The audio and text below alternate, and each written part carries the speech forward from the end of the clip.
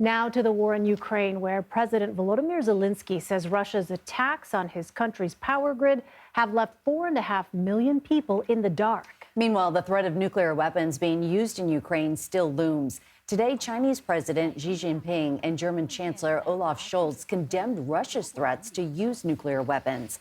The two leaders met in China. While Xi fell short of condemning the war and calling on Russia to withdraw troops, he did say he opposes both the use and threat of nuclear weapons. Scholz said Russia risks crossing a line if it resorts to nuclear force. Joining us with more from Kryvyi Rih, Ukraine, is CBS News foreign correspondent Holly Williams. Welcome, Holly. So this week, G7 leaders discussed how to protect Ukraine's critical energy infrastructure. With winter approaching quickly, has there been any definitive movement on a plan? And what are Ukrainian authorities doing in the meantime? Hey, Elaine and Meg. Well, the G7 countries, and that obviously includes the US, have agreed to cooperate to support the reconstruction of Ukraine's critical infrastructure. Now, we don't know exactly what that means, whether it's hardware, software, engineers. What we do know is that recent Russian strikes have done enormous damage to Ukrainian critical infrastructure, including damaging 40% of its power system, according to Ukrainian officials. We should also point out, though, that Ukrainians seem to be doing a good job of kind of patching together their damaged critical infrastructure. For example, earlier this week in Kyiv, the capital, officials said that 85% of the city was without water, but within a day, the city had water again.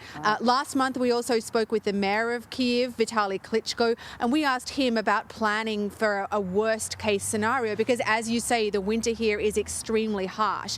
Now, he wouldn't be drawn on what that worst-case scenario was, but he said that they're planning kind of communal points with heating and we assume electricity if people don't have that in their own homes. The other thing is that Ukrainian officials have urged refugees, people who've fled the country because of the war, not to come home during the winter because that will put an added burden on the power grid and other infrastructure. Wow, 85% without water. I'm glad to hear that was restored. Holly, let's turn to the looming battle over Kherson. There are reports Kremlin-backed authorities are evacuating while Russian troops remain. What is Russia's plan here, and how are people who are still in the city responding? So the Kherson region is strategically key for the Russians and for the Ukrainians.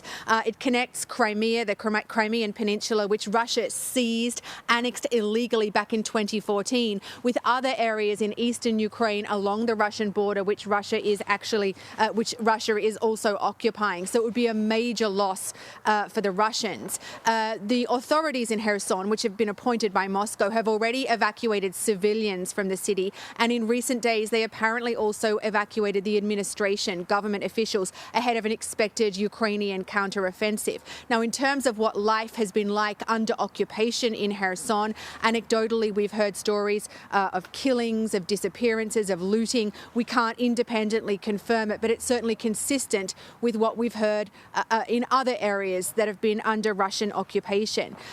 Ukraine says, though, that more Russian troops have actually arrived in Kherson. So Russian forces do not appear to be withdrawing, and this seems as if it's going to be a major battle, perhaps even a decisive battle in this conflict. And Holly, you reconnected with one Ukrainian man we met at the start of the war. What did he tell you?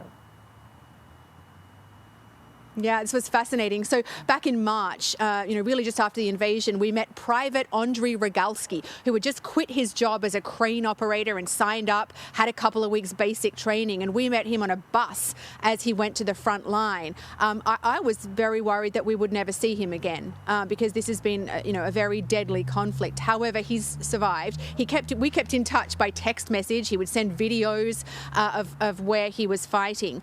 And we met up with him yesterday in a town not that far from here.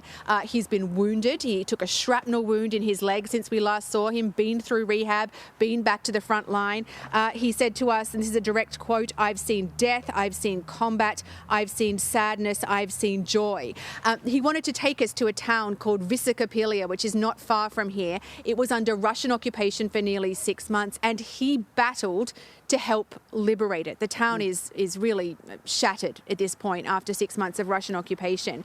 We met an elderly lady in Visakhaplia, a lady named Nadia. She was so happy to meet one of the soldiers who had helped liberate her town. She said, "I want to bow to Ukrainian soldiers. We're so proud of them." Now, Private Andriy Rogalski lit up on hearing her words.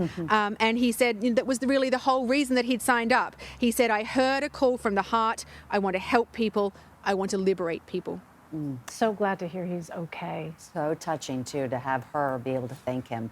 Holly Williams, thank you so much.